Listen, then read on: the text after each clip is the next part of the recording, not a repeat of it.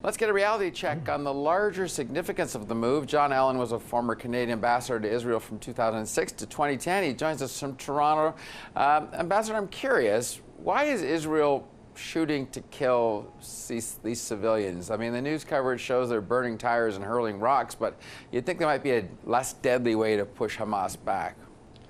Well, I'm not on the ground, Don, and I can't tell whether there have been attempts, as suggested by the Israeli spokespersons, that people did try indeed to cross the no man's land and get into Israel. So I don't know.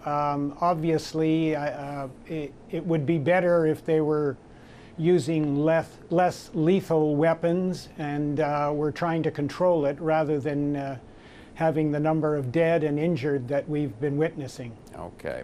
I want to get your thoughts, though. I mean, aside from sort of cementing the U.S.-Israel relationship, what's the impact of this move on the Middle East generally and to the Palestinian question in particular?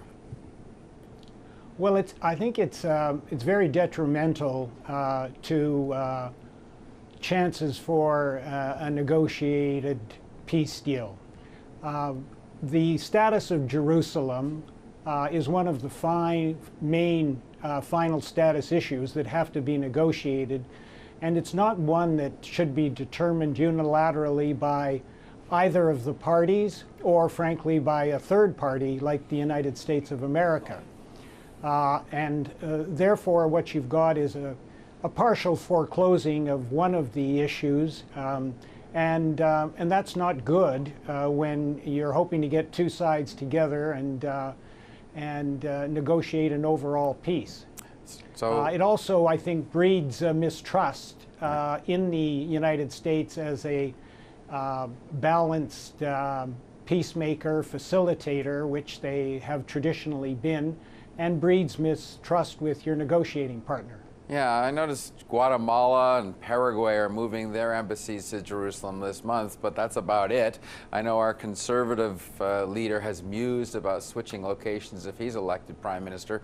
Should we be getting on board with this move, or would that cause Canada more grief than gain? Oh, I think it would definitely not be advisable.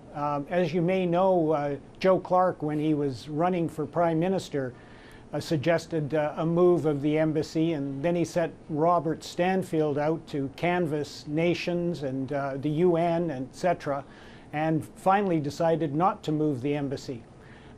There have been virtually no embassies in Jerusalem except for a couple of Central American countries, and they have now moved back to Tel Aviv. So for 7 decades, there have been no embassies in Jerusalem, and that's probably the way it should be until there is a negotiation over the final status. But I'm sure when you were there, there was a lot of meetings. If you wanted to meet government officials, didn't you go to Jerusalem anyway? Wasn't that sort of the central meeting place, even if it wasn't the diplomatic capital, if you will?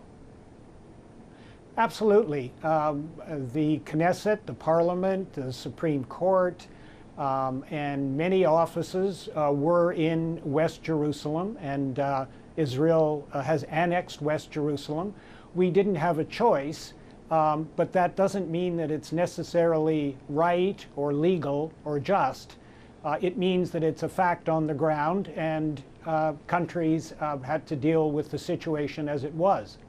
But it's very different to visit an office and engage with people, and as opposed to recognizing that Jerusalem is the capital.